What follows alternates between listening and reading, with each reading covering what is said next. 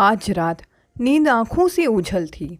अंधेरे में भी घड़ी की सुई सुबह के 4 बजाते हुए प्रत्यक्ष दिखाई पड़ रही थी। हर और स्तब्धता छाई हुई थी। एक नज़र पति रमन की ओर देखा। वे गहरी नींद में थे। पूरे दिन दौड़ धूप वही करते रहते हैं। मुझसे तो किसी प्रकार की सहानुभूति या अपनत्व की अपेक्षा नहीं करते वे लोग। किंतु आज मेरे मन को एक पल के लिए भी चैन नहीं है। मृत्यु सैया पर लेटी माँ व भाभी का रुग्ण चेहरा बार बार आंखों के आगे घूम जाता है। क्या मनोस्थिति होगी बाबूजी व भैया की आज की रात। डॉक्टरों ने ऑपरेशन की ही बाद दोनों की ही स्थिति को चिंताजनक बताया था। यदि दोनों में से किसी को भी कुछ हो गया तो परिवार बिखर जाएगा। किस प्रकार जोड़ लिया था माँ ने भाभी को अपने साथ। घर का कोई काम कोई सलाह उनके बिना अधूरी थी। मैं ही उन्हें अपना ना पाई। एक पल के लिए भी राधा भाभी की उपस्थिति को बर्दाश्त नहीं कर पाती थी मैं।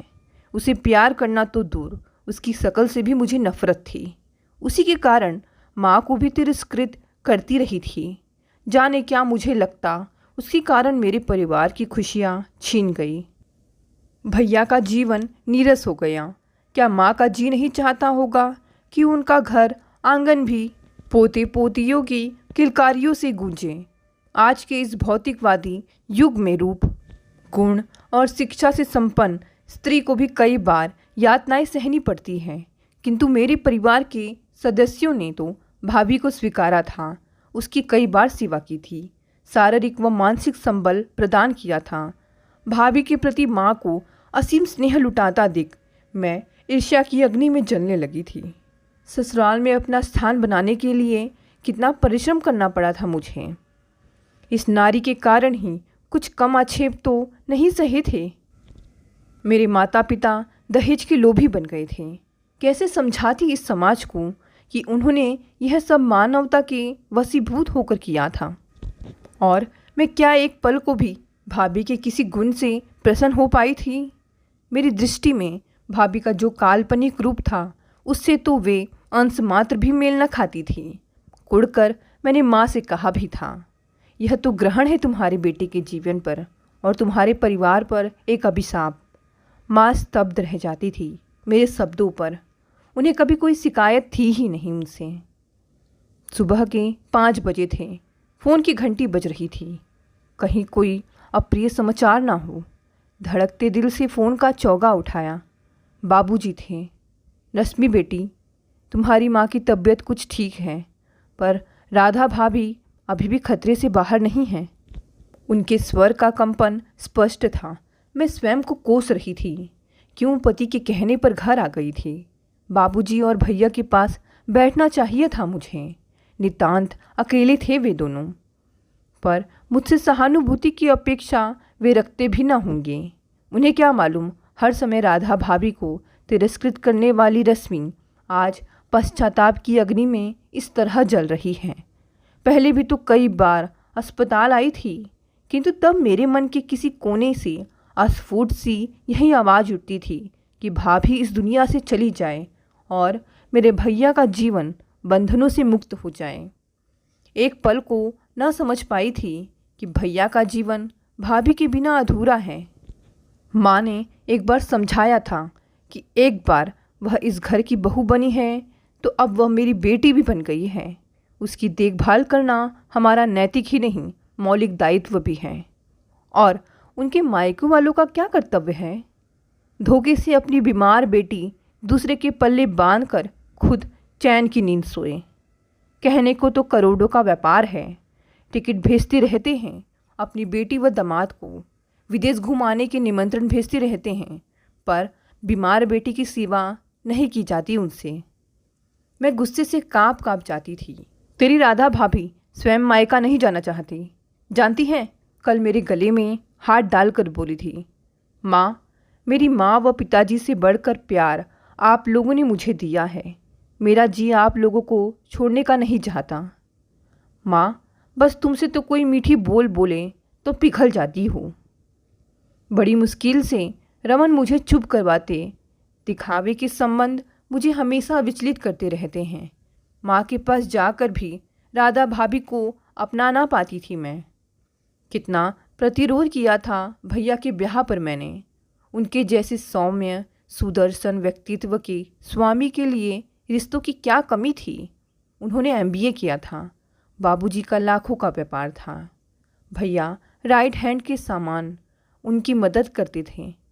मैं मचल कर बाबूजी से कहती, भैया के लिए सुंदर सी भाभी ला दीजिए ना। पहले तुझे इस घर से निकालेंगे तभी बहू आएगी यहाँ। पर मैं एक सखी के समान भाभी के साथ रहना चाहती थी। हम उम्र ननंद भाभी सखियों के समान ही तो होती हैं। पर मेरी किसी ने भी न सुनी थी। उनका तर्क था, हम तुझे इसी शहर में ब्याहेंगे, जब जी चाहे आ जाना। और धूमधाम से ब्याह दी गई थी मैं। आदर्श पति के समान रमन रोज़ मुझे माँ से मिलवा लाते थे। पूरा दिन माँ से बतियाती, मेरी पसंद के पकवान बनते। माँ बताती रहती थी कि भैया के रिश्ते के बारे में। बाबूजी भी पास बैठे रहते। भैया का स्वभाव कितना अलग था।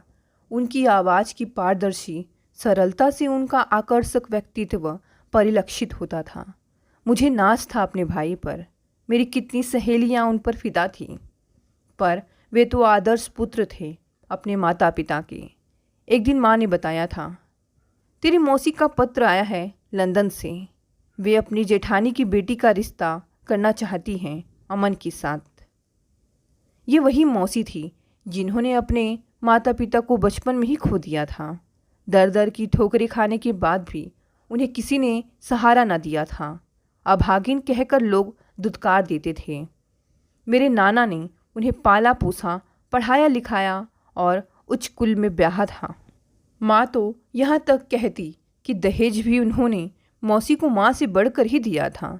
पुराने ज़माने में रिश्ते निभाना लोग भली प्रकार जानते थे। शायद वे हमेशा नाना जी के एहसानों से दबी रहती थीं। यदा कदा लंदन से आकर ढेर सारे उपहारों से हमारा घर भर देती। हम भाई बहन को बहुत प्यार करती। वे दोनों सगी बहनों से बढ़कर ही थी। लड़की स्वभाव से सुशील हैं, सुंदर हैं और सबसे बड़ी बात एमबीए हैं। खुशी के अतिरेक में माँ बही चली जा रही थी। तुम्हें कैसे मालूम कि वह रूपवती है? माँ फोटो निकाल लाई थी। ऐसा लगा जैसे चांद धरती पर उतर आया हो। पर न जाने क्यों मेरा संकालू मन इस रिश्ते को अनुमति नहीं दे रहा था। माँ, लंदन में पली बढ़ी लड़की क्या यहाँ पर तार बिठा पाएगी? वहाँ के रहन सहन में और यहाँ के तौर तरीकों में अंतर है। तू नहीं जानती तेरी इस मौसी का स्वभाव। मेरे साथ पली बड़ी है। उसके और मेरे संस्कारों में कोई अंतर थोड़ी है। क्या उसे नहीं मालूम कि मैं अमन के लिए कैसी लड़की पसंद करूँगी? मैं देख रही थी भैया की भी मुख अनुमति थी इस संबंध में। बाबूजी का हस्तक्षेप सदा ही नकारात्मक रहा है ऐसे मामलों में। संबंध को स्वीकृति दे दी गई। ब्याह की तारीख 2 माह बाद दी गई थी। माँ बाबूजी का विश्वास देखते ही बनता था। मेरे जाने से जो सूनापन वहाँ आ गया था उसे राधा भाभी पाट देगी, ऐसा उनका अटूट विश्वास था। बार बार कहते, जाओ बाजार से खरीदारी करके आओ। रोज़ मैं माँ के साथ खरीदारी करती। उसके काल्पनिक गोरे रंग पर क्या जचेगा यह सोचकर कपड़ा लिया जाता। इस घर में धन दौलत, गाड़ी बंगला, नौकर चाकर, किसी की भी कोई कमी नहीं थी। हीरे मोती की सेट लिए गए थे। समधियों के रहने का इंतज़ाम एक होटल में किया गया था। हर तरह की सुख सुविधाएं उनके लिए मुहैया थी। मुझे भी कीमती साड़ी व जड़ाऊ सेट बाबूजी ने दिलवाया था। रमन मना करते रह गए थे। माँ का तर्क था कि इकलौते भाई की शादी है, यह सब लेने का हक था मुझे। एक एक दिन युग के समान प्रतीत हो रहा था। कब वह दिन आए और मैं भाभी से मिलूं। आकांक्षाएं आसमान छू रही थी। माँ का उत्साह इकलौती बहू के प्रति देखते ही बनता था। बार बार कहती, जोड़ी सुंदर तो लगेगी ना। हम मुस्कुराकर अपनी सहमति देते थे। विवाह का समय जो जो नज़दीक आता माँ बाबूजी की बेचैनी बढ़ती जाती थी। सब काम अलग अलग लोगों में बटा था। किसी प्रकार की कमी वह सह नहीं पा रहे थे।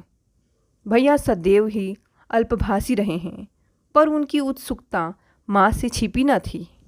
आज भाभी और उनके पिताजी जो आ रहे थे, बार बार आंखों के सामने एक खूबसूरत चेहरा, छरहरा बदन व लंबे कद की रूप सी खड़ी हो जाती। हम सब हवाई अड्डे पहुंच चुके थे।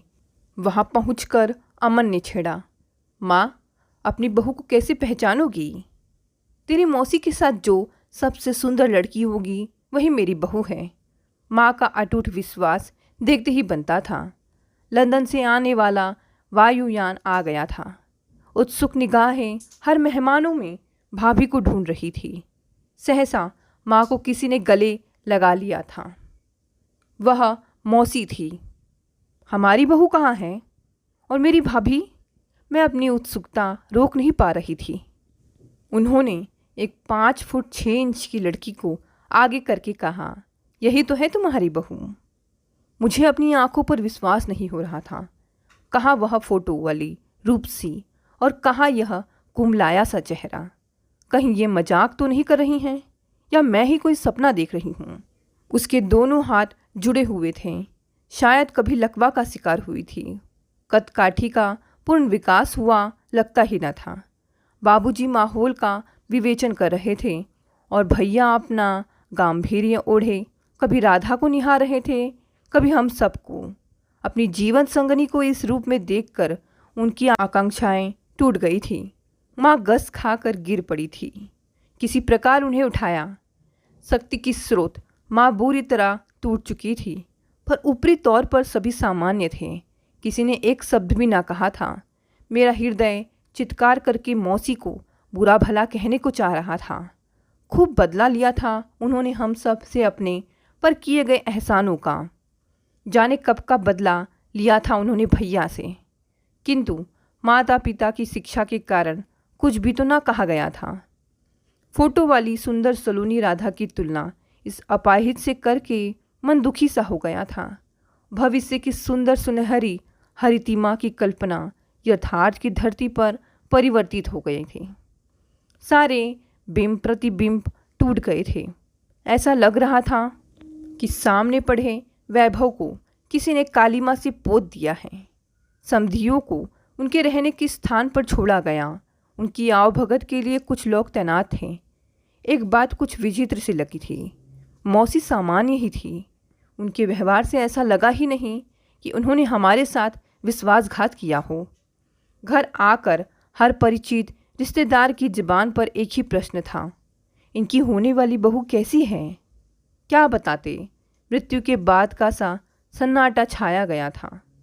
ऐसा लगता सबके शरीर का रक्त किसी ने चूस लिया हो। रात्रि भोजन तक हम सब सामान्य थे या सामान्य होने का प्रयत्न कर रहे थे। अभी विवाह में 4 दिन का समय बाकी था। रह रहकर माँ व बाबूजी पर क्रोध आ रहा था। इस नवीन विचारधारा के युग में महज फोटो देखकर ब्याह निश्चित करना कितनी बड़ी भूल थी।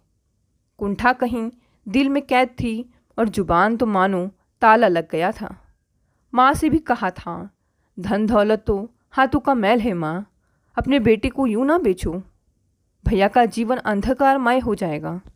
अब क्या तुम्हारे दिन हैं सेवा टहल करने के? थक जाओगी तुम। किससे कहे क्या कहें? भोली भाली माँ छल कदापि नहीं पहचान पाई थी, तभी तो हाँ कर बैठी थी।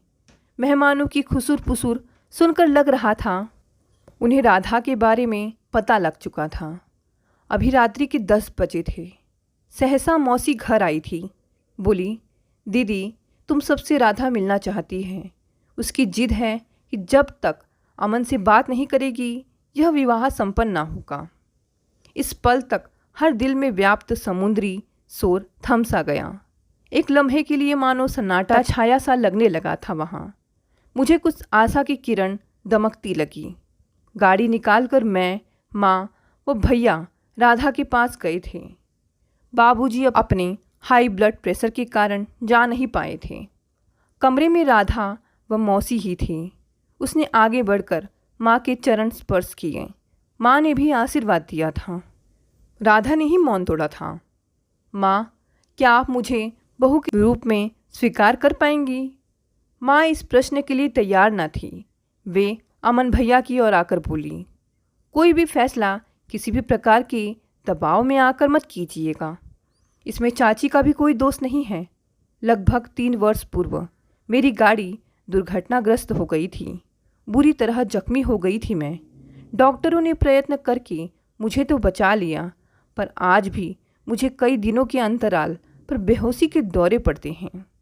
उसके 1-2 दिन बाद तक मेरे हाथ यूँ टेढ़े मेढ़े हो जाते हैं। सामान्य होने में कुछ वक्त लगता है। माँ जी, मैं आपके घर की खुशियाँ बर्बाद नहीं करना चाहती। चाची भी इस दुर्घटना के बारे में अनभिज्ञ थी। मैं पूर्ण रूप से एक आदर्श बहू बनने का प्रयत्न करूंगी। अमन जी, आपका निर्णय ही मेरा अंतिम निर्णय होगा।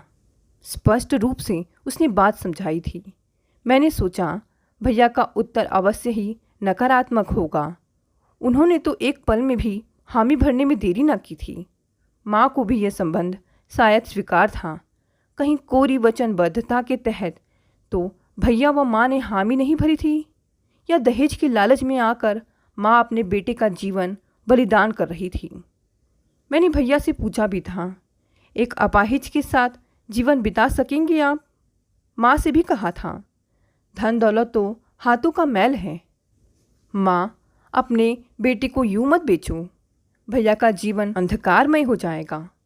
अब क्या तुम्हारे दिन है सेवा टहल करने के? थक जाओगी तुम। अपने भाई की खुशियों को आग में जलता देख भला किस बहन का दिल रुदन करने को न चाहेगा। भैया ने अपना स्नेहिल हाथ मेरे सिर पर रख कर कहा था, रश्मि, यदि राधा विवाह के बाद यूं दुर्घटनाग्रस्त हुई होती, क्या हम उसे स्वीकार न करते? तब की बात और थी भैया। अच्छा एक बात बता, यदि हमारी कोई बहन अपाहिज होती तो क्या हम उसका घर बसाने का प्रयत्न न करते? अवश्य करते, पर छल से नहीं। तो इस पूरे घटनाक्रम में राधा तो दोषी नहीं। मैं वादा करता हूँ, मैं अपनी तरफ से किसी को भी शिकायत का मौका नहीं दूंगा। हम सब चुप रह गए थे। मैं मुखदर्शिका सी बनी अपने परिवार की खुशियाँ अग्नि के हवाले होते देख रही थी। जी चाहा इस विवाह में सम्मिलित ना हूँ, कहीं भाग जाऊँ, पर सामाजिक बंधनों में जकड़े मनुष्य को मर्यादा के अंश सहेजने ही पड़ते हैं। अमन भैया का विवाह संपन्न हो गया। विवाहोपरांत दिए जाने वाले भोज के अवसर पर मेहमानों की अफगानी व स्वागत सत्कार के लिए भैया के साथ खड़ी भाभी मेहमानों की भीड़ में गश खाकर गिर पड़ गई थी। मेहमानों के समक्ष बहाना बनाना पड़ा था। थकावट के कारण ही ऐसा हुआ है। एक टीस सी उभरी दिल में। यदि तब भाभी मृत्यु की गोद में समा गई होती तो मेरे भैया का जीवन यूं बर्बाद ना होता। माँ व बाबूजी ने पूर्ण स्नेह व सम्मान दिया था बहू को। फूल के समान उसकी रक्षा की जाती थी। माँ किसी भी अभद्र व्यवहार को बर्दाश्त नहीं करती थी। कपोत की तरह अपने डैनों से ढककर वे भाभी की रक्षा कर रही थी। सभी के होठ सी गए थे। मानवता की मूर्ति बनी थी वे। यदि भाभी सामान्य होती, माँ पर अवश्य गर्व करती, पर एक बीमार स्त्री को अपने बेटे के साथ प्रणय सूत्र में बांधकर उन्होंने उसके प्रति जो अन्याय किया था, उसे मैं भूल नहीं पा रही थी। दहेज में टीवी, वीसीआर और BMW से लेकर हीरे मणिक मोती सभी कुछ तो थे, पर इन चीज़ों की यहाँ कोई कमी ना थी।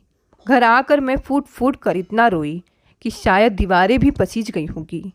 रमन ने बहुत प्यार से समझाया था, वैवाहिक संबंध संयोगवश बनते हैं, लेकिन तुम्हारे भैया की शादी जिसे होनी थी हो गई। इस संबंध में व्यर्थ चिंता करने से क्या लाभ है? और यह भी तो हो सकता है कि तुम्हारी भाभी का स्वभाव इतना मीठा हो कि तुम सबको वह स्नेह पास में बांध ले। मैं चुप हो गई। तभी सास ननंद आ धमकी थी। सास बोली, हाँ भाई, अब तो BMW दहेज में मिलने लगे हैं, हमारे बेटे को तो नहीं मिला था। अब बहुत टेढ़ी मेढ़ी हो तो क्या हुआ? जी चाहा उनका मुंह नोच लूँ। तुम्हारे हृदय में मानवता हो तो जानो मोल मानवता का।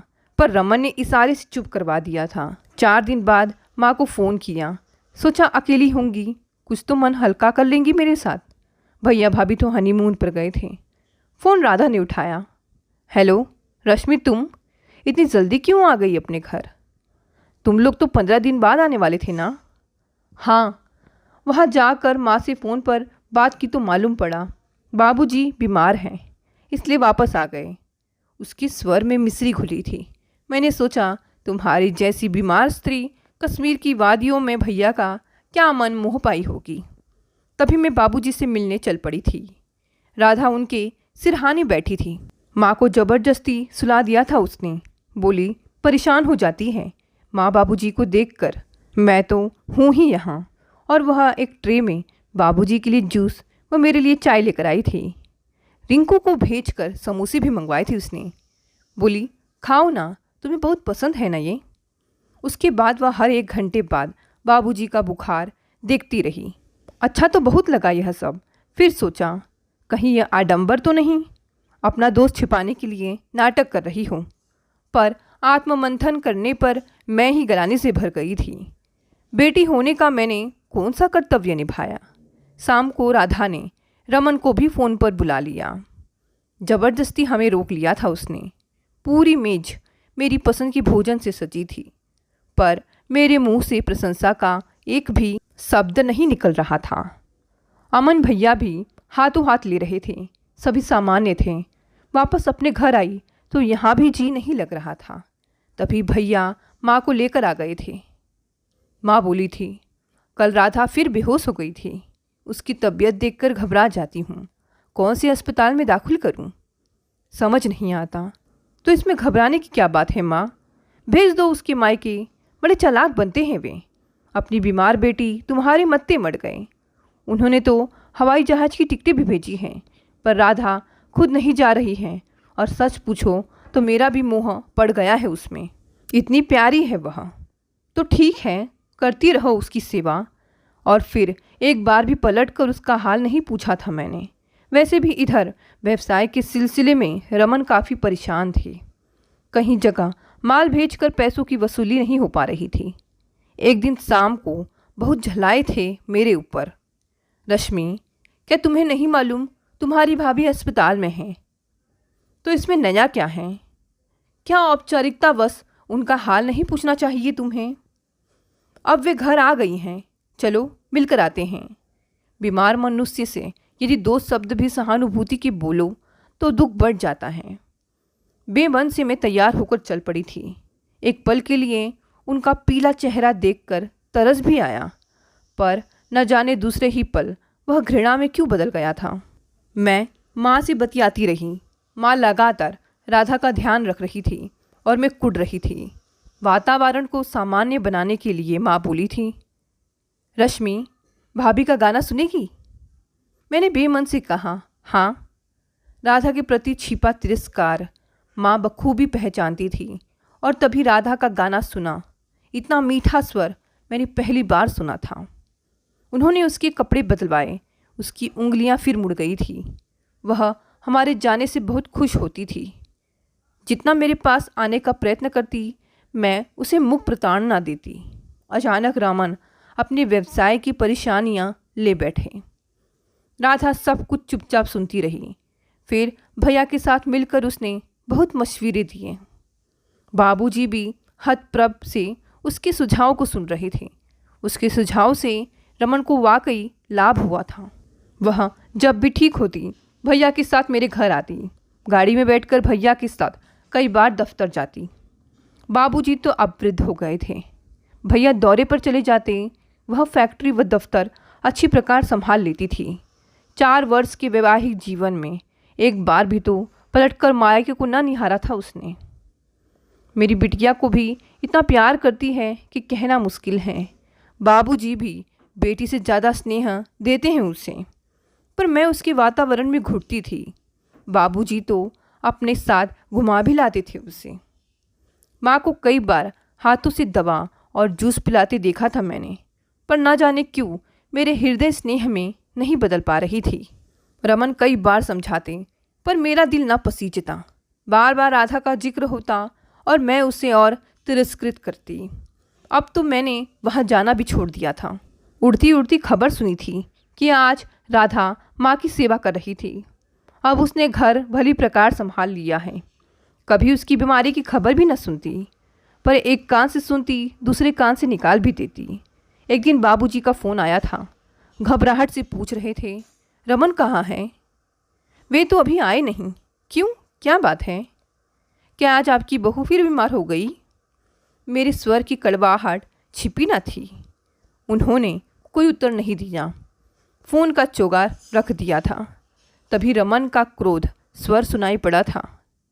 हद होती है शुष्क व्यवहार की।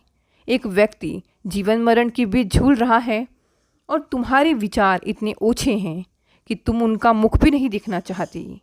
मनुष्य को मानवता के प्रति तो प्रतिबद्ध होना ही चाहिए। रश्मि कम से कम इंसानियत के नाते ही माँ का हाल पूछ लेती। क्या हुआ माँ को? पिछले कई दिन से वे डायलिसिस पर हैं। डॉक्टर ने गुर्दे का ऑपरेशन बताया है। वे कपड़े बदलकर कहीं जाने की तैयारी कर रहे थे। कहाँ जा रहे हो? अस्पताल। तुमने तो मुझे आज तक बताया क्यों नहीं कि माँ बीमार है? इसलिए कि तुम्हारे जैसी कठोर हृदय नारी कभी पसीज नहीं सकती। जीवन मरण के बीच झूलती तुम्हारी माँ को गुर्दे की आवश्यकता है। तुम्हारे जैसी मंदबुद्धि स्त्री को इन बातों का क्या सरोकार? मैं भी साथ जाने को तैयार हो गई थी। कितना गिरा हुआ महसूस कर रही थी मैं स्वयं को। यदि माँ को कुछ हो गया तो? बूढ़ा जर्जर शरीर एक अनजान की सेवा करता रहा, उसे अपनाता रहा और मैं उसकी अवहेलना ही तो करती रही। आज अपने शरीर का एक अंग देकर माँ की जान बचा लूँ तो धन्य समझूँ स्वयं को। गाड़ी की गति से तेज मेरे विचारों की गति थी। अस्पताल के बरामदे में भाभी, भैया व बाबूजी बदहवास से खड़े थे। राधा फूट फूट कर रो रही थी। दीदी, मेरा परीक्षण करवाइए, मैं गुर्दा दूंगी माँ को। मैंने मन में सोचा, ढोंगी स्त्री, यह माँ की जान बचाएगी। वह सुखी संसार इसी के कारण तो नरक बना था। डॉक्टर से विचार विमर्श करने के बाद मेरा व राधा का परीक्षण किया गया। हम दोनों ही गुर्दा दे सकते थे, पर राधा जिद पर अड़ी रही। बोली, मेरे जीवन का मूल्य ही क्या है? मैंने इस परिवार को दिया ही क्या है? यदि रश्मि को कुछ हो गया तो उसकी बिटिया को कौन पालेगा? उसके तर्क के सामने हम चुप हो गए थे। भाभी व माँ को ऑपरेशन थिएटर में ले जाया गया था। ऑपरेशन का समय लंबा ही होता जा रहा था। डॉक्टर ने बताया कि ऑपरेशन कामयाब हो गया है, पर राधा खतरे से बाहर नहीं है। हम सब सन्नाटे में आ गए। पहली बार मैंने भाभी के गुणों को जाना था, किस प्रकार उसने स्वयं को इस परिवार से बांधा। मैं यह सब अब समझ सकी थी। मेरी आंखों से आंसुओं की अविरल धारा बह रही थी। आज तक राधा की मौत मांगने वाली रश्मि उसकी दीर्घायु की कामना कर रही थी। डर सा लग रहा था, कहीं उसका यह अंतिम पड़ाव ना हो। भाभी के साथ भैया व माँ बाबूजी का बंधन अटूट है। मेरा मन उसके प्रति सहानुभूति से भर गया था। तभी डॉक्टर ने बताया, अब राधा खतरे से बाहर है। भागकर उसके बिस्तर तक पहुंच गई थी मैं। उसके माथों पर चुंबनों की बौछार लगा दी थी। सभी विस्फारित नेत्रों से मुझे देख रहे थे।